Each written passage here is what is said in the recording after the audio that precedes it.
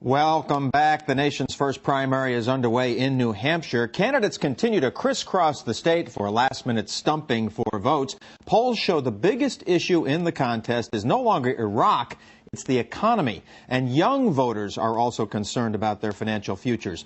And to show you just how much, a 19-year-old director, David Burstein, filmed the documentary 18 in '08. His mission is to get his peers to the polls this November, and he joins us now to talk about it. David, welcome. Thanks, Peter. So, David, tell us what inspired you to take on this project.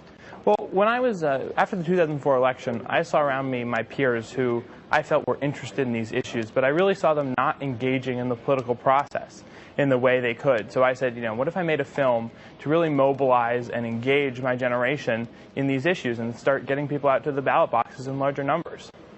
So, as you know, that your peer group is one of the groups that does not vote as much as older people. So what is the best way to market the election to your age group?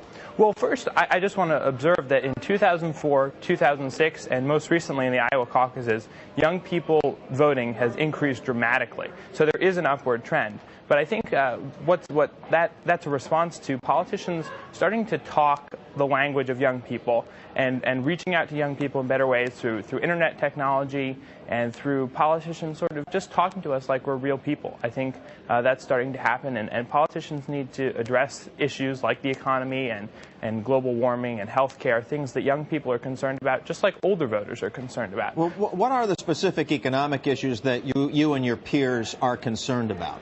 I think young people are very concerned about jobs. They're concerned about minimum wage. They're concerned about college tuition.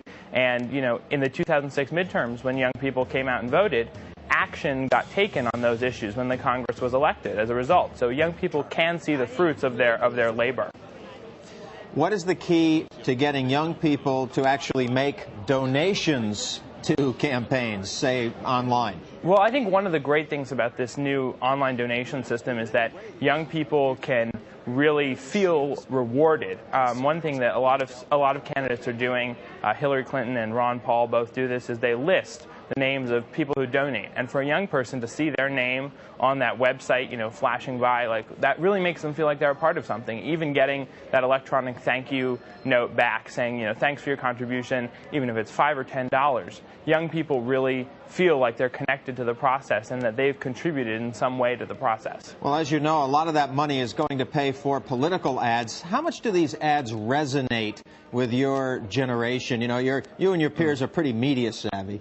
Yeah, I think a lot of the ads, especially I'm in New Hampshire now, and I turn on the TV and they're all over, are really turn young people off because they're this sort of, a lot of them are very negative or very grandiose, and they really sort of and they're not talking about issues, and young people want substance. And I think a lot of these ads are sort of frustrating to young people because it's sort of engaging in these attacks and not stuff that they really want to be involved with, this partisanship and polarization. Young people want to hear what they have to say and hear them talk about issues. And I think some of the ads are so targeted and in some ways so negative that it's really turning a lot of young people off to the process. David, what kind of turnout do you expect in New Hampshire among your peers?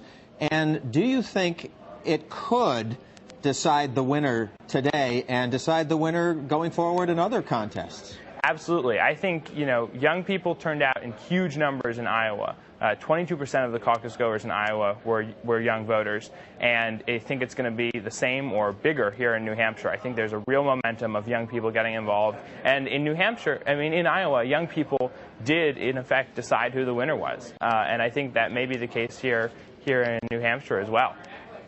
All right, David, thank you very much for joining us, and get those kids out voting. Thank you. All right, thanks very much. More than 29